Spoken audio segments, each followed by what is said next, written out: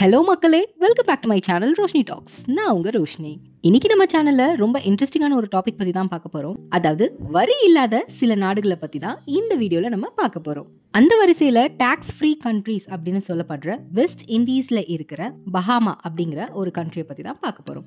இது best tourist பிளேஸாகவும் finance செக்டர்ல ஃபேமஸாகவும் இருக்கு.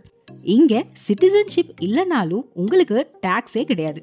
இந்த நாடு ரொம்ப அழகான நாடுன்னு சொல்லப்பட்டு இருக்கு. அடுத்ததா டொமினிகா.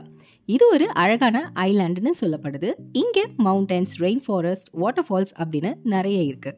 இங்க இன்கம் டாக்ஸே கிடையாது. இதுவும் டாக்ஸ் ஃப்ரீ கண்ட்ரி. அடுத்ததா பனாமா. இது சென்ட்ரல் அமெரிக்கால இருக்கு.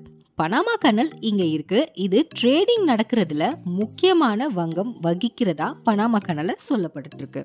இங்க டாக்ஸே கிடையாது. இங்க ஃபிளெக்சிபிளான லீகல் ஸ்ட்ரக்சர் இருக்கிறதுனால டாக்ஸ் இங்க இல்லைன்னு சொல்லப்படுது.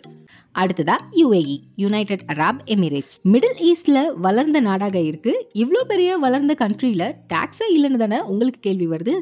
ஆனா இங்க டாக்ஸ் கிடையாது. உலகிலேயே 6% ஆயில் ரிசர்வ்ஸும் 7% நேச்சுரல் கேஸ் ரிசோர்ஸஸும் இருக்குன்னு சொல்லப்பட்டு இருக்கு.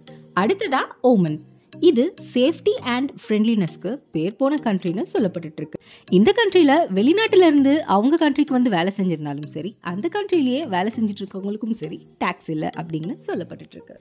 இன்னைக்கு பார்த்த இந்த வீடியோ உங்க எல்லாருக்கும் இன்ஃபர்மேட்டிவா இருந்திருக்கும்னு நான் நம்புறேன். அடுத்த வீடியோவில் உங்களை எல்லாரையும் சந்திக்கும் வரை உங்களிடமிருந்து டாடா பாய் சொல்லிக் கொள்வது உங்கள் ரோஷினி.